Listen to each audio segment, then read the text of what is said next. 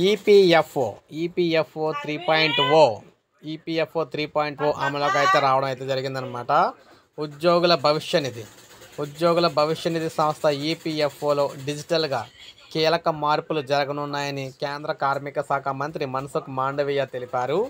EPFO 3.0తో 9 కోట్ల మంది చందాదారులకు ప్రయోజనం కలుగుతుందని ఆయన అయితే పేర్కొన్నారు. మే లేదా జూన్ నాటికి కొత్త వెర్షన్ అందుబాటులోకి అయితే వస్తుందన్నారు. ఈపీఎఫ్ఓ వెర్షన్ 3.0తో సేవలు మరింత అయితే సులభతరం అవుతాయని చెప్పేసి మంత్రి అయితే పేర్కొన్నారనమాట.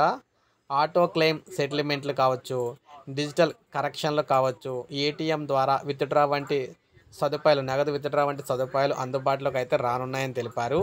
ఈపీఎఫ్ఓను మరింత సౌకర్యవంతంగా, సమర్థవంతంగా తీర్చిదిద్దడమే ఈ మార్పుల వెనుక ముఖ్య ఉద్దేశమని మంత్రి అయితే వివరించారు. క్లెయిమ్లు కావచ్చు, కరెక్షన్లు కావచ్చు కోసం ఇక నుంచి ఫారంలు అయితే నింపాల్సిన పని లేదన్నారు.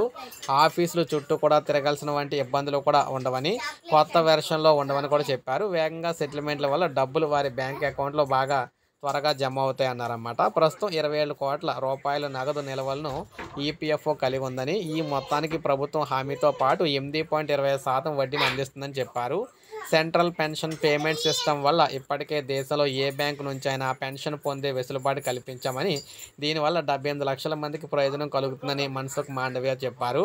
అటల్ పెన్షన్ యోజన, ప్రధానమంత్రి జీవన్ బీమా యోజన, శ్రామిక్ జన్ధన్ యోజన వంటి పెన్షన్ పథకాలన్నీ కూడా ఏకీకృతం చేసి ఈ పథకాన్ని అయితే క్రమబద్ధీకరిస్తున్నామన్నారు. సో దీనివల్ల ఏమవుద్దంటే, ఈ కొత్త 3.0 ఈపీఎఫ్ఓ వెర్షన్ వల్ల ఏమవుద్దంటే, అటు మనం చూసుకుంటున్నట్లయితే ఆటోమేటిక్ క్లెయిమ్లు సెటిల్మెంట్ అయితే ఫాస్ట్గా అవుతుంది, డిజిటల్ కరెక్షన్లు అనేవి ఈజీగా అవుతాయి. నెక్స్ట్ ఏమో ఏటీఎం ద్వారా నగదు విత్డ్రా కూడా చేసుకోవచ్చు.